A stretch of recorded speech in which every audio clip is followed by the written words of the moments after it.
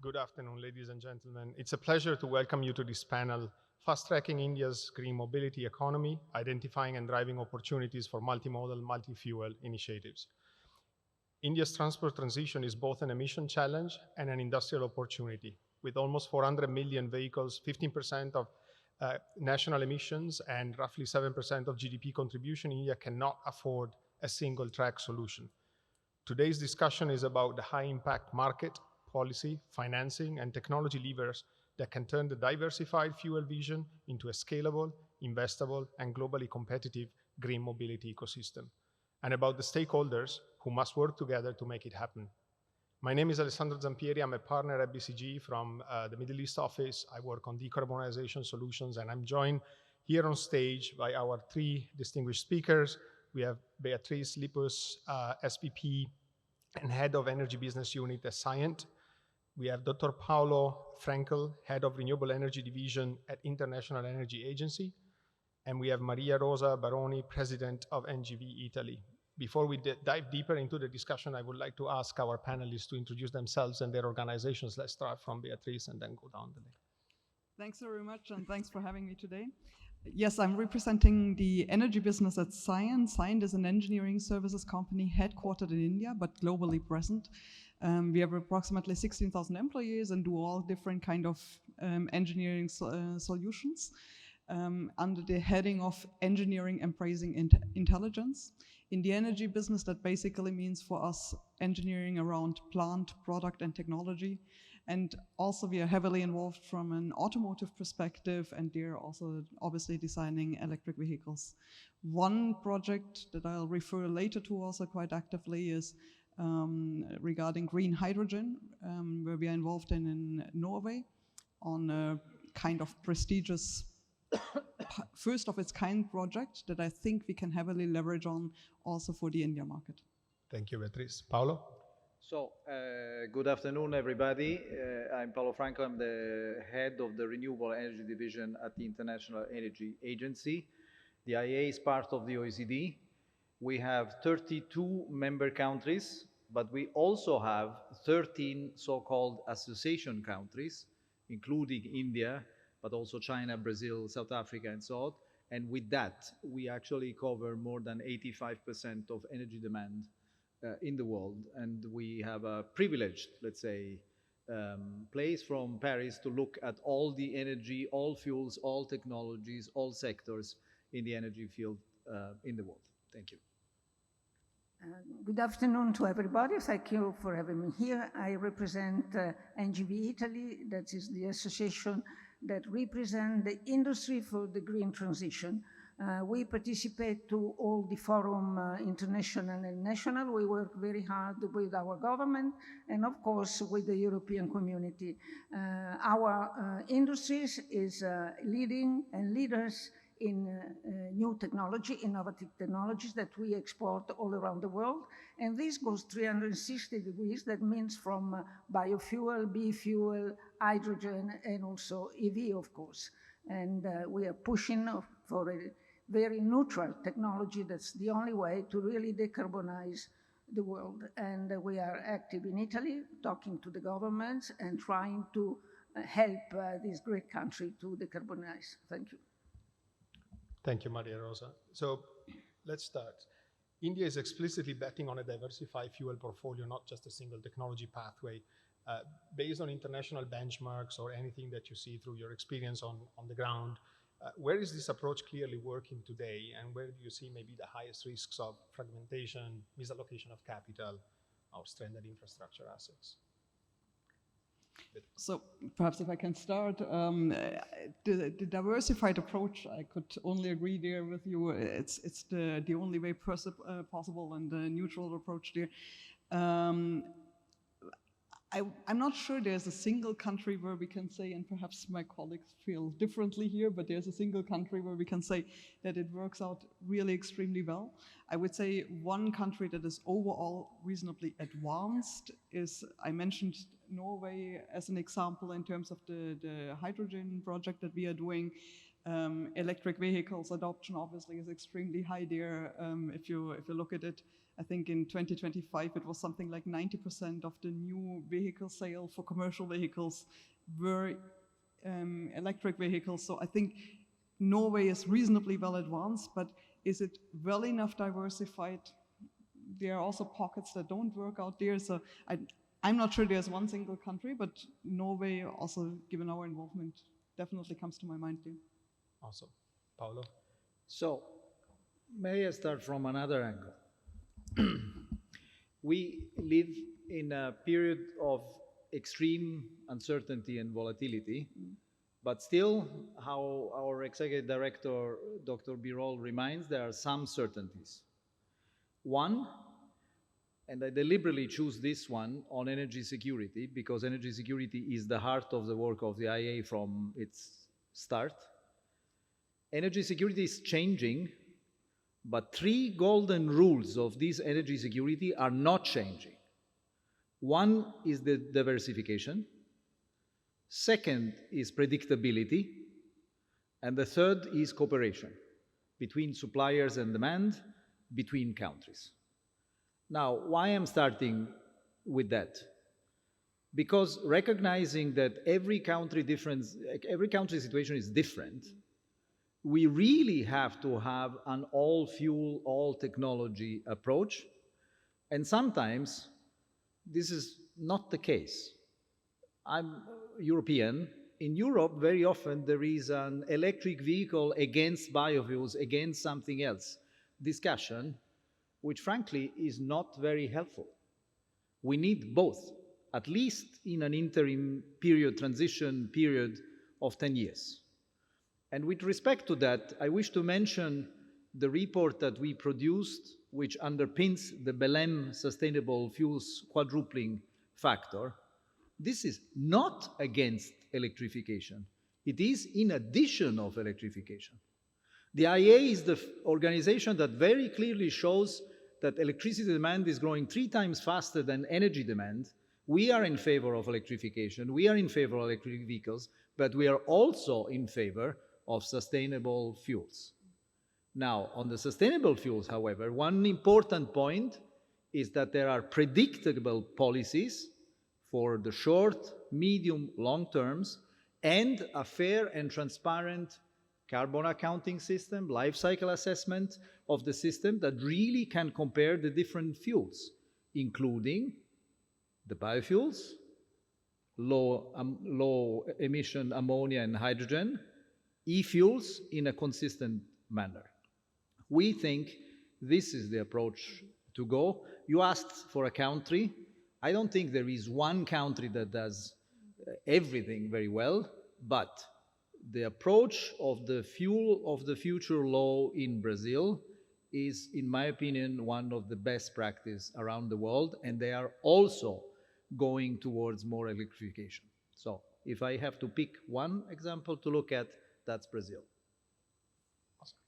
Okay, well, my colleague Paolo almost said everything I was going to say, so I change a little bit subject. We are really trying to look at the world in a 360 degrees, as I say, because we have to remember that we have Africa, we have countries that will be very slow with carbonization. And right now, if we talk about India, India is the second producing CO2 in the world. So they also need to go fast for decarbonization, but they have to be pragmatic. I mean, they also have to think that they have more than 1,500,000 people to take care. So there are others very important values that they have to go. So we in Italy, we would like to have a very strong point, also starting from the European Commission, that when we go and look for emission, we have to look to emission in a different way that now is calculated.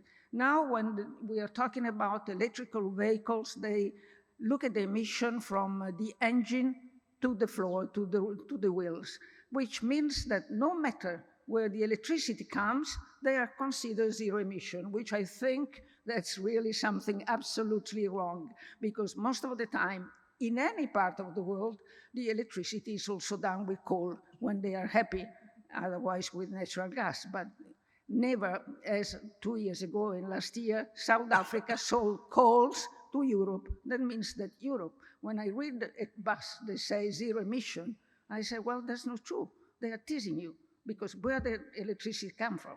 So we want emission coming from well to wheel. That means that you have to look from the source of the molecular to the end of the molecular. That would be very fair. Sometimes in Europe it's very difficult for that to be accepted. They adopted, I don't know why, and I don't want to enter in very peculiar situation, but they adopted just electrical. That means that Europe is on the end of Chinese. And I have nothing against China, it's a beautiful country, but we need to be independent.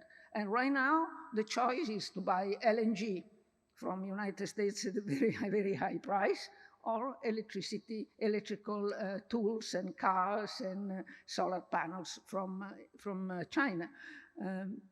My country has signed a very important agreement with the Mediterranean countries, that means Africa, that is called Piano Mattei. That means that we are trying to help Africa countries to develop their own technology, sometimes based on hydrogen, because they have lots of sun, yes, cheap power. And we are trying to get energy from Africa, and right now also from Saudi Arabia. But still, we don't have enough. The world has to look really, if we want to decarbonize, to have a very intelligent approach. I have a small electrical car in Milano. For a city car, is wonderful. But if I'm responsible of ships, I'm responsible of trains, I'm responsible of boats, how do they go? They need biofuel. They need a third way to look at the strategy. So my trucks that have to go from the Alps, to 4,000 meters, 3,500 meters, to Sicily, to small villages in the mountain, they will never be able to do that with the load of EV, with the load of batteries. So I think that each country has to look at their own needs and use with wise what is the best for really decarbonization. Thank you. Fantastic. So I think you all agree that a multi-fuel system is an optimal solution globally and for India. So I would just like to understand now, how do we drive scale fast? So how do we build the infrastructure that we need, the feedstock that we need fast enough for this energy transition to happen? Mariarosa, you want to start? So we go the other way around? No, I prefer to hear what my friend says, not repeat the same. So I go back to my second. After diversification, the other key word is predictability. And predictability means many things, but it means first to have not just short-term targets, but to have also medium and longer-term targets, to have a clear understanding on what are the infrastructure needs are, and not because infrastructure needs time. So it's important to put it in a coherent time context. If you have a lot of fuels, but you don't have the ports, you go nowhere. If you don't have the storage facilities for biofuels, that's a missing point. If you miss the collection point between biogas and the gas grid, you go nowhere. So that's the second part. And then it's understanding how supply chains function. Now, let me focus at the moment for 1 second on India, on the biofuels part, and basically because we just released a special India Bioenergy market report a few hours ago. This is available on our website. And we think the following, that India has done an amazing job in the field of ethanol, with some caveats, but in generally speaking, an amazing job in a short time. It has been starting well with compressed biogas.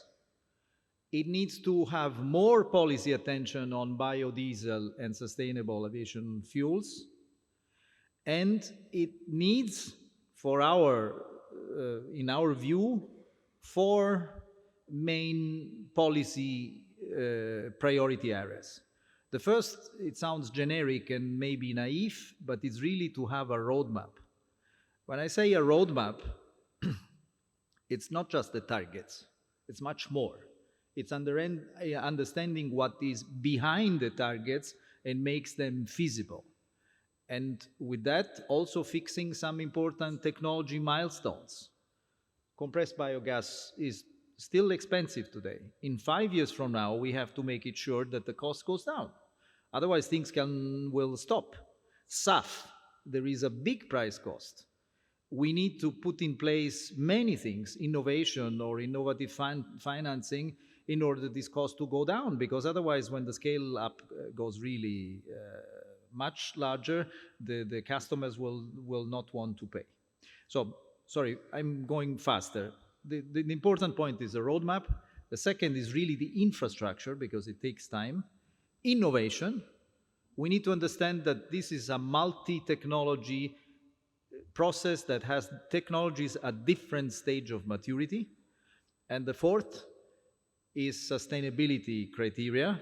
India has a paradoxic situation. It has the stringent criteria on what they call green hydrogen, and so far it has nothing on biofuels.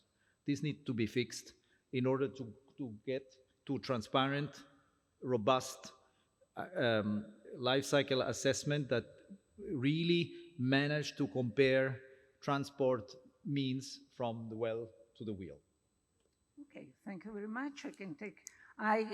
Since for the last 30 years, I've been working quite closely with the Minister of Oil and Gas, and of course now also New Energies, and of course with the main oil and gas companies. So I'm open to everything. I think that the main point of India, another country of course, is to be very clear what they want to reach, what they really want. And that's very difficult. The roadmap is very difficult because there is always something in the air that say, well, ideology is the best, we all go EV and so on.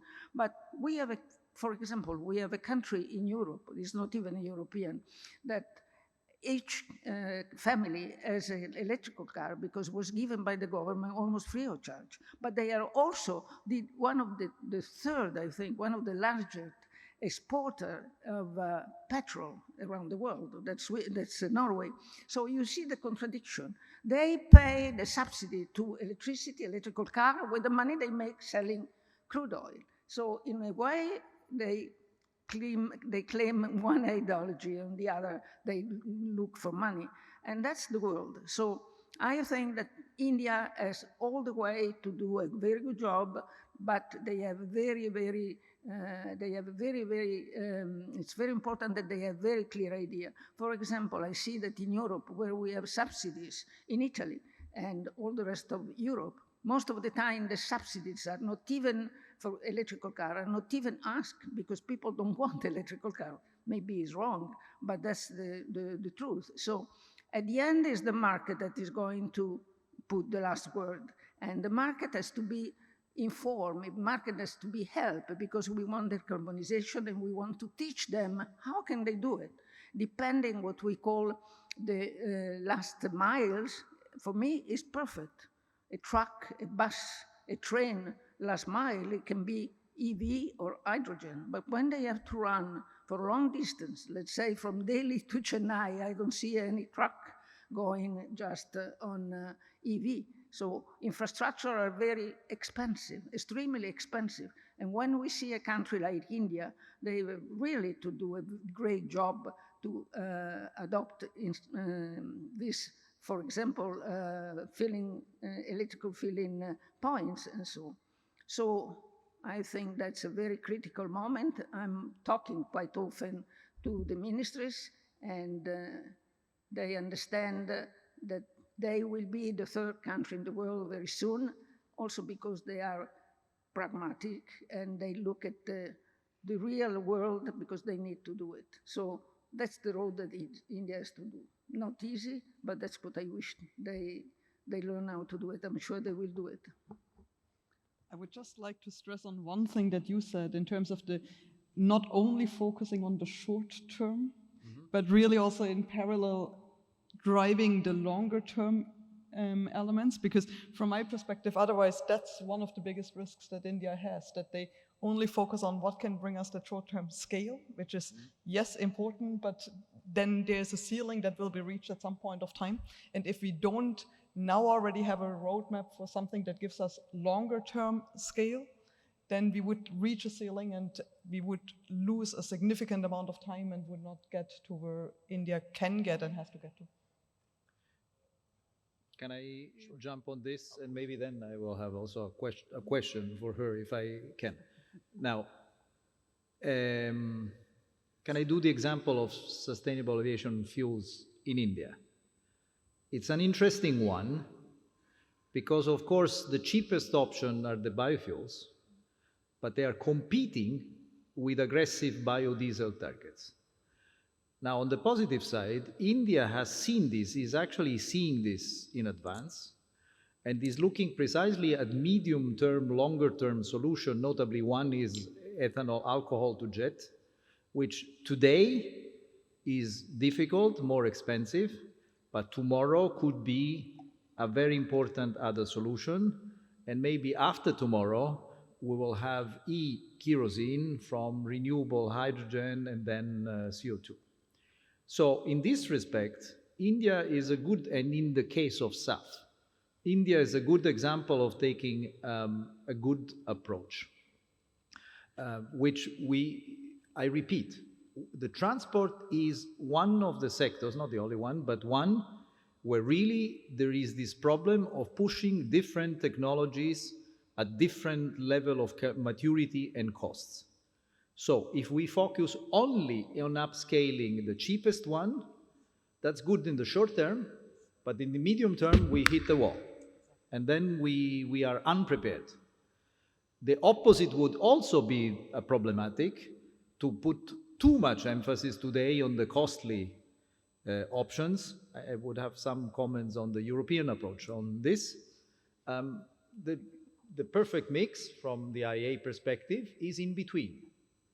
And when I come back to the roadmaps, I think it's helpful to have indicative technology milestones for every 5 years and revise. Because today, we don't know exactly what we will have 5 years. If I ask you 5 years ago, would you think that artificial intelligence was so advanced? No. This is true also for other technologies.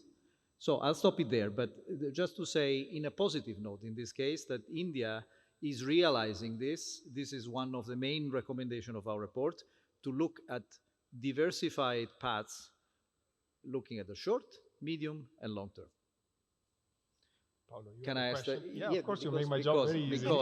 Because she mentioned Norway. Is Italy. This happens to be an Italian panel almost. We are 3 Italians, over 4. Now, by chance, it was not... Would you agree that one of the biggest obstacles in Italy is a crazily high electricity price in public charging stations? And would you compare that with the price that a Norwegian or a Finnish person, we are sticking to Europe, because if you don't look at this ecosystem... I agree with you totally, because that's the problem of not myself, but of my country, you know. We are not any more competitive because for us now energy is extremely expensive. Italy was based on gas, natural gas from Russia. For example, in my board, I had Gazprom because we are talking about energy. So right now, the price is going from 1 to 8. That's the average cost that we have now. So anything is extremely expensive. I remember that my mother was saying that years ago when she was a little girl, they were going around to turn on the lights and so on because it was too expensive. Then we became rich. Light was, energy was very cheap. But right now we go back, we have to say, please, shut off the light, turn off the light, and so on. So everything is based on that. That's why also with my government, we are looking to Africa to get new energy like hydrogen or solar and so on. We are open to all options. I think we have new energy, especially for transport, was born in Italy. Before the Second World War, Italy had sanctions, so they didn't have any fuel. And at that time, they used anything for running cars or a bus, wine, alcohol, whatever it was. And that they had the idea to use LPG and then CNG. And we exported it all around the world until a few years ago. Anything that was talking about biofuel was Italian. And still now, our companies are leading in anything, not only in gas, but in hydrogen, in solar. Solar no, because we buy all Chinese at the moment. So the problem in India now, the electricity is very cheap. I remember 30 years ago, very few people had AC, and very few people, unless they had a generator, had light. Right now, it's very cheap in big town, and they join every place. And that's the great difference. They are very lucky. They have sun, they have wind. So I think that electricity and power and solar power is going to win in India, but not all over. There are some situations where they have to accept. And I was talking today with my friend of Gales, and they are looking for mixed fuel, of course, ethanol, even hydrogen. I am one of the promoter of a mixed hydrogen in the fuel. You gain lots of CO2 capture. Unfortunately, you have to do many testing. With SNAM, we are trying hydrogen, a mix of hydrogen and gas up to 20%. And at the moment, it's working. The material, the engines, and the pipeline, it's okay for up to 20% of hydrogen. That means 20% of less CO2. So I think that the smart way of looking to the future is to be open to any solution that is going to help, that is going to be available, that is going to be economically sustainable, and looking maybe in the future, in some years, everybody will have a wing, and we will fly. I don't know what's going to happen, and we don't need any extra sources of energy. The intelligent will do something with the moon or with the sun or with the... So I think that to be smart, to be intelligent, to look ahead, to be pragmatic is really the solution for a country like India, and I think they are. Thank you very much. On a lighter note, I'm from Germany, so what should I say about the price there? So absolutely with you, but affordability in India is going to be the key. If you look at coal price and everything we have spoken about, wind and solar now, but otherwise there's not going to be any movement there. Sorry. No, thank you, Beatrice. So maybe you have been touching a lot upon technology and infrastructure maturity, and so why don't we speak a little bit more about that? And maybe we can start, Beatrice, you can start if you want, sort of mapping a little bit what's the solution space, right? There are different fuels, different green fuels, different applications and segments, right? Just understand a bit that landscape, unpack it for the audience, and then talk about what are the challenges or the breakthroughs that are needed in order for these technologies to advance and commercialize at scale. I am not sure I'm the best one to talk about the overview. Perhaps I would hand over to the other panelists. One example that I could perhaps give is, I'd mentioned already a bit earlier, the hydrogen topic, the green hydrogen. We think that there's a significant amount of potential there, not as the main solution over there, but for certain areas. And one example there is in Norway, there's at the moment an electrolysis production facility which is in development. It's a first of its kind that is going to develop or provide pressurized hydrogen directly from the factory to the vessel for bunkering. It is still relatively early stage. There's still a lot of exploration that needs to be done. My other panelists were mentioning that overall for hydrogen, but we strongly believe that, especially if the electrolysis efficiency can be further improved, that there's a significant amount of potential. Now, not for all segments of transportation. That's once again, that's why we also believe strongly in that mix. But that's one area where India is heavily looking into and where there's a significant amount of potential for sure. Fantastic. Good. So, I wish to maybe take it from another angle. We are speaking about technologies some of which, including hydrogen, is at the beginning of a long journey, has not yet the necessary economies of scale. So the point is not just seeing from a supply point of view, but also from demand. Now, at the IEA, we have a bit half of a joke on hydrogen, which is hydrogen has three priorities: demand, demand, demand. And the reason for that is that there has been a lot of emphasis on technology push, but not exactly at the demand, at the predictable demand creation, and who pays the extra costs. That's the critical point. And the equivalent, and this is different from, let's say, the solar or wind story in the past, where this was solved through the feed-in tariffs. And then everything changed, and today they are the cheapest option. By the way, one before I forget, solar plus battery auctions in India right now are cheaper than new coal. Full stop. Forget the environment, climate change. They are the cheapest option for new generation in a country where energy demand and electricity demand is massively exploding. That's the future from economic grounds. Returning to hydrogen. The demand, creating a predictable demand and the willingness to pay of consumers for very small shares of a new technology, this is a critical point. Everybody is super worried about the high cost. Yesterday we were discussing SAF. Oh, that's impossible. SAF is so expensive. Excuse me, we are speaking about 1% in the mix. If you calculate this, this is then in the end a 5% more of the price ticket. Are you really sure that you cannot find some ways of policy making that this is absorbed? So what matters, and if we have time I go back to the electric vehicles, is also how we form prices and how this burden of this extra cost of the new technologies is allocated. This is sometimes forgotten, but it's actually one of the most crucial points in this story. And at the beginning, even if the costs are much higher, the total cost for society is very small. So it's an allocation problem.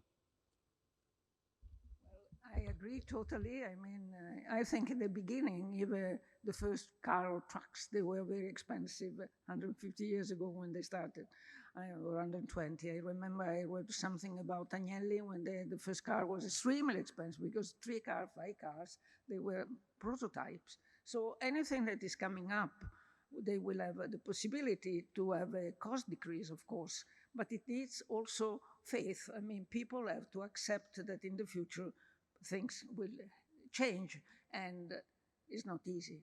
I read the agreement that Europe is going to sign, because it's not even yet signed, with India about the new cooperation. But I also read that India is asking that what in Europe needs certificate of origin that shows that everything is green. If you steel, like for example, India could sell lots of steel to Europe, but it has to have the certificate of origin to be green. So here they ask to be gray, not green, because green is extremely expensive. They will not be competitive. We are trying to talk to them, to tell, for example, inox plant, cement plants, and so on, that using hydrogen, they would become greener. Right now, most of them, they use coal. But what they say, that the cost is too high, really too high. They just burn anything that is around to get heating and so. So I think that step by step, the world has to look what really is coming up, trying to subsidies, trying intelligent subsidies that are not thrown away, and look with open mind the future for our next generation. And I have my grandchildren, so I'm very looking for a better world. I started to look at 1990 to alternative fuel, but not only for mobility, for everything, for heating and so on. So that's my point. We have to help the world to decarbonization, and we also have to find a way to make everything cheaper. Otherwise, it's not going to work, especially in countries like Africa or sometimes also like India. I can tell you one thing, that the Chinese came to me because my vice president is president of IGU. IGU is International Gas Union. And until last year, the presidency was Chinese. And they are using lots of LNG, lots of gas. They came to me asking, how can we use gas in a better way? So that shows that, you know, the world is very strange. Sometimes it's talking and sometimes it's doing. That's the big difference. Can I jump in on and go back to the problem of allocation of costs? Can I take your reasoning? So if you take green, let's call it low emission, I prefer low emission hydrogen, not using colors. And let's imagine that the premium for this is 200, 300%, depending on the country. So obviously, if you are competing on a commodity price, you don't go nowhere, okay? Now, you transfer this on a ton of steel, of low emission steel, and the premium is 40%, roughly. And then you transfer this in the price of a car, of a medium luxury, of a Mercedes. Let's do, you're German, right? Okay. I'm sorry to say, but the extra premium is 1%. Nobody, however, in the policy making makes this value chain consideration. And one thing that we are debating very often on hydrogen is precisely the options of public procurement on some car fleets going backwards. And once again, the price difference on the Mercedes or an electric car or whatever is 1%. This should be this should be enough. This is super small, or let's say small, for the final product, but it's big enough to create scale and a market perspective over the supply chain. This is missing. Now, India, interestingly, in the hydrogen emission, has some of these considerations, and we praise that. Of course, it will take time. Coming to the CBAM, we hope that the Indians understand that in the longer term, producing lower emission hydrogen and steel here will be in their absolute benefit, and the benefit for everybody. It will actually lead to more competitive products in the medium term. Thank you, Paolo. Well said. And so who finances this transition, right? We're going to need hundreds of billions, actually trillions of dollars to build the infrastructure that we need. We need finance to fund the research that we need to develop new technologies, new feedstocks, and scale up these technologies. So how do we do all of this? Anyone has an idea on that?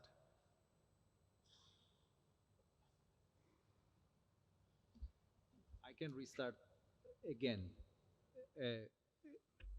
I don't think there is a problem of lack of finance per se. There is a problem of allocation. There is a problem of how the financial sector looks at these things. And basically, it's the risk-benefit ratio which matters. And I go back to the fact that if there is not a predictable policy framework, that's difficult. And then the financial sector immediately goes somewhere else where this risk-benefit is lower. Having said so, there is a clear shift from investment from the fossil fuels to the clean energy technology, which is, of course, well, not doped, but certainly dominated by what is happening in China. But it's true also worldwide. So in the past, the fossil fuel investments were the majority. Now it's the other way around. And even in India is this. So even if I would not be worried about the trillion scale, but I would concentrate on one thing, which is, again, predictability. And maybe getting an example of the LNG story. The key point in the LNG deployment is when some countries, and notably Japan, had the very good idea to get the suppliers and the demand together in the same place and let them speak to each other. Because the energy investments are long-term investments, all of them, the ones that require more infrastructure even more than the others. And the only way is to say, to make something more predictable. Then the investors will come. I may be too optimistic, but for me, there is not a lack of money problem. There is a lack of money going to the right place. Well, I think that the world, as you say, it's really the one we have to look at, be predictable. Stakeholders, investors need security. In the last few years, they invested in different areas, and these areas were destroyed in 5 years, 3 years, 2 years. Well, I think that one thing we have to look, and it is very important to see the future. In September in Milano, we had a huge convention also for the same DGM, beautiful convention. They were most Americans, they were most Texan people. And the world was, we will supply you oil and gas forever. So that will be our last word, oil and gas, very cheap to you. And if you want to be friend, you have to buy oil and gas from us. So then I know, because I told you I had Gazprom in my board, one of the richest area, and that's why they are trying to fight for that, would be the north, the Baltic area, the Arctic pole, because with the frosting, they will be so rich of oil and gas that it will be so cheap that it will be very difficult for countries to say no to that source of energy. So I think that the world lost a very important battle. I remember that 25 years ago, they were talking about CO2 capture. And for me, that was the solution. It was too expensive at that time. And right now we pay 10 times more for not having invested in that time on CO2 capture. That would have been the solution. And right now we have lots of problems going on. But we have to look to everything in order to have security for the investor, to see what's going to happen politically and geographically. Because when I talk to IGU or oil and gas companies, they say they will be, if you go to Saudi Arabia, if you go to the Gulf, they are sure that their oil will go on forever, and so the gas. And that's a big question mark for investors. Can I start from the end? Of course, Saudi Arabia has an interest to sell oil and gas for forever, let's say. 2 remarks. They are now investing massively in solar. They actually have more solar than oil, and they realize that this is true. Of course, in order to exploit this, then they have to have the grids. I think in general, we should not forget the cost of climate change. This is not very fashionable in this last year, but it's still there. It's not going away. So society at large will have to pay for the cost of climate change. And indeed, I would just remark that the financing is going through the clean energy technology part. But the biggest drivers is not necessarily the climate change, but is the energy security angle. In the energy security angle, we had some interdependencies. And I really quote once again our executive director, Dr. Birol. It's always a wrong approach to put only the feet in one basket. Sure. It's very good to diversify as much as possible. And coming to Europe, the dependency on one big producer or one fuel created a big shock of prices that we are actually paying very hard right now. So diversifying is the... You're talking the same language in France, although they have a nuclear. We don't have anything, for example, in Italy. But I also want to say that also electricity, any new energy, it has to be taken care and used by very careful, because I don't know if you were aware what happened in Spain this summer. When you are not good in managing also electricity, you can have big problem of peaks. For 3 days or 2 days and a half, Spain was without light, without power. Hospital had no power at all. And 3 days later, it was in Portugal. So everything that is new, it takes attention, it takes technology, and it takes very, very careful design and approach. Otherwise, it can be a mess, everything. Absolutely agreed. However, I think the best example, and that's what I had in mind, I wanted to say the same in Saudi Arabia investment in solar. That's massive. And I have to admit, when I learned that first time some time ago, I was absolutely surprised. But if this country looks into such kind of investment and diversification, then it's clear that number one, that's a mandatory thing for everybody. Theoretically, we in Europe have gone a different way, yes.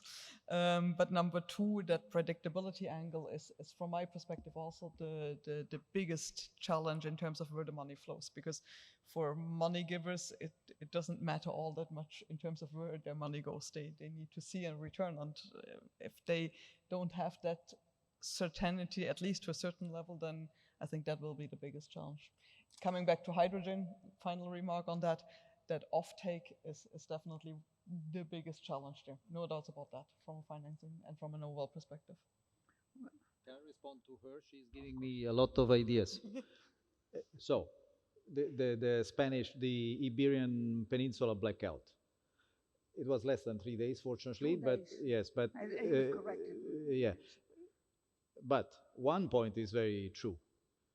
We have to make sure that the regulatory framework and all the rules of how the markets, and in particular the electricity market, work are adapting to the new technologies. We have a special event at the forthcoming IEA Ministerial next week on electricity security, and it's really sounding incredible, but the rules that manage electricity system in most parts of the world are still the ones of the last century, the 20th century. Well, if you go to Delhi, old Delhi, you see how they use the electricity. You don't know how, they are not on fire every day. So everything has to be very carefully used. No, but I'm referring to Sure, very advanced economies that in principle are perfect. Sure, they are not. Of course. And these rules need to be changed. Of course. And here I wanted to say something on that we have not discussed so far, which is digitalization, which is a big asset for India. Of course. Now, digitalization can help massively in the management of power systems, in the management of grids. In another point, we didn't discuss this before, the electricity prices at the recharging station are the problem for electric vehicles in Italy. I have a Finnish colleague that very proudly showed me his app. He can decide exactly when recharging his electric Audi in the hours where basically electricity is for free in Finland because there is a surplus of wind in the night. And he pays nothing. I have no car in Paris, but in Italy I wanted to rent an electric car. And then I looked at the prices, which are 80 cents or €1 per kilowatt hour, €1 in a public charging station. This is crazy. Sure. This is absolutely no way. Sure. But who has the digitalization asset can do much, much better. And I think this is a very serious point for India because India has great digitalization programs and skills. You are right.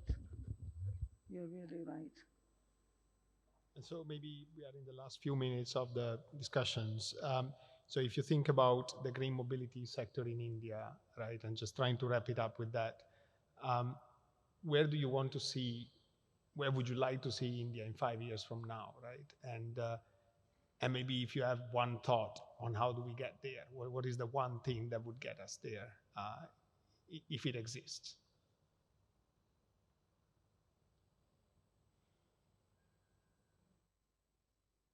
I mean, yeah, please, start. For me, there's not one thing. I don't see that one thing. I would want to see it, I think we all said it already, I would want to see it well balanced. I would want to see that the multiple different modes of transportation, because we spoke about mobility here primarily, and it's not only transportation, it's obviously also industries and whatever, but in mobility, that multi-modal, multi-fuel approach is extremely well balanced, with a roadmap in place also for the next decades, and with the more advanced ones, like what I said, being well balanced, and with the less advanced ones having reached a certain maturity level there. There is not, from my perspective, one way. However, one critical element that Paolo just right now mentioned, that digitalization power that India has as a country, and that India has gained a lot of expertise developing projects, solutions for different countries. If we bundle that knowledge basically and that experience and use it for our own country, so use it for India, that's definitely something that I think that can heavily help accelerating that. Mariarosa. So I think, first, recognize that India has already done a lot of good things in transport, pushing different transport modes. Well, continue to do so with the recognition that an all-fuel diversification strategy is the right way to go. And I think this is true with the programs that are supporting electric vehicles, now with the programs that they have on different application of biofuels with the hydrogen mission. It would be good to have a comprehensive approach for all of them together. I come back to the Brazilian approach of the fuel of the future law to see something with the following in mind. The best options will be a mix of these solutions. We should not be too afraid that some of them may be too expensive at the beginning, and some of them will fail, to be honest. But the mix and this approach will actually, in the end, will be the approach that has the most secure and the most affordable mix. This is what I would like to see them. I think India has already started in the good direction, but it would be good to have an view of all these different possibilities together. Well, I think that if you hear Minister Puri Singh, Puri Singh, he represents exactly what you just said.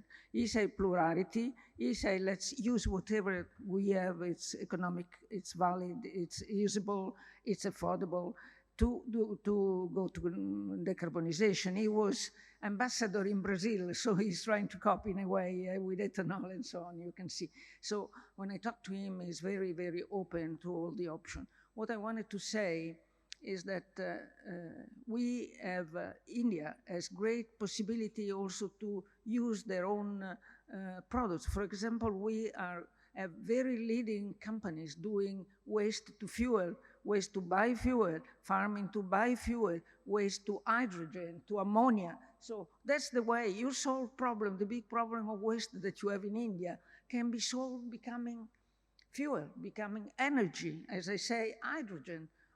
Fuel. I saw the first biomethane plant in Lidköping in Sweden in 2002 because I'm very curious. I heard and I say I go and see. And for me it was the example that everything turns back and you don't waste anything. So that's the way we have to go. We have to help India as much as we can in our little things, in our little possibilities, but I think this is a great country and they will do a very good job, and I'm sure that if they don't follow the example of Europe, they will be winning, because right now Europe has some problems. Thank you very much. Fantastic. We are almost at time. Unless you have any final remarks, I would like to wrap it up here. So I'd like to thank you all panelists for your time, preparation, for the very open discussions and very informative discussions today. And please do join me in a round of applause for the panelists. And in March, I will be in Saudi Arabia to see what they are doing. There is a big show over there. And I'm very curious because I've been in Saudi Arabia 30 years ago when it was still really the Saudi Arabia. I had to go all black, you know, and walk one arm behind the man. And there was only gas and oil. And right now, as you say, they are open to all this. And I wanted to say that Italy has done some progress because with NAM, which is the Gale, let's say Gale of Europe. We have pipeline all over Europe now. We will be the first hub of hydrogen from Algeria and probably from Libya. So we can be the hub of Europe, and that would be cheap hydrogen. So it takes time, but I think that we are working also on that. Thank you. Thank you again.